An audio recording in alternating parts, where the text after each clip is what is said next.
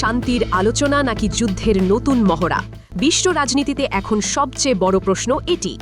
মার্কিন president Donald ট্রাম্পের কড়া হুঁশিয়ারি আর তার বিপরীতে ইরানের রহস্যময় নীরবতা, এই দুইয়ের দোলাচলে পুরো বিশ্ব এখন উৎকণ্ঠিত।